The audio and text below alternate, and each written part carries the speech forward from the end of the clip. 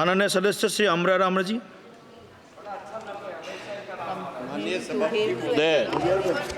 मैं आपके माध्यम से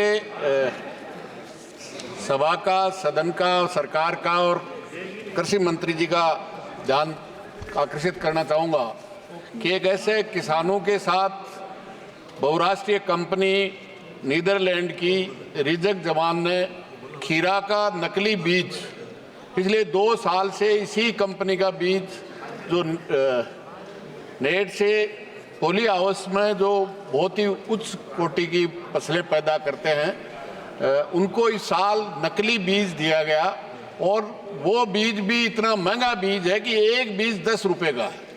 1.5 लाख रुपया, 2 लाख रुपया, ये राजस्थान के सीकर और नागौर के तमाम दर्जनों किसानों के वो बिल मेरे पास हैं। करोड़ों रुपए की फसल इस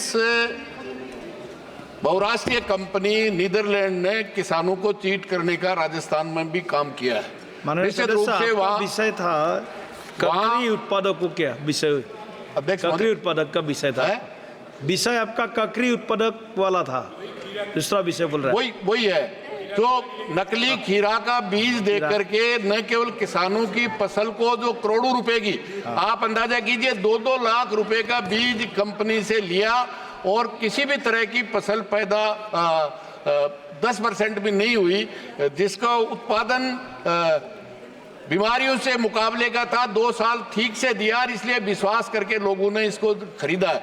मेरा निवेदन है कि वहाँ के कृषि विभाग ने कंपनी और अधिकारी 10 अधिकारियों की टीम बना करके भेजा।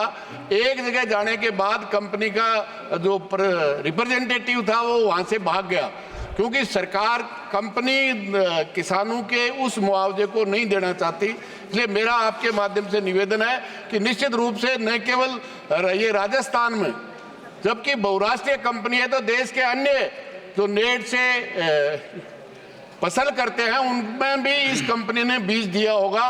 तो तमाम देश में इस नकली बीज ये कंपनी नीदरलैंड की कंपनी ने जो दिया है उनके खिलाफ कार्रवाई की जाए और किसानों को जो नुकसान हुआ है निश्चित रूप से उसकी भरपाई कराई जाए। क्योंकि अगर कोर्टों में चक्कर काटेगा तो एक साधारण किसान देश के कोर्टों में चक्कर नहीं काट सकता। क्योंकि इस तरह की कंपनियां जो बीज और खाद में जिस तरह से नकली दे करके किसानों को लूटने का काम कर रही है, उनके खिलाफ सख्त से सख्त कार्रवाई की जाए।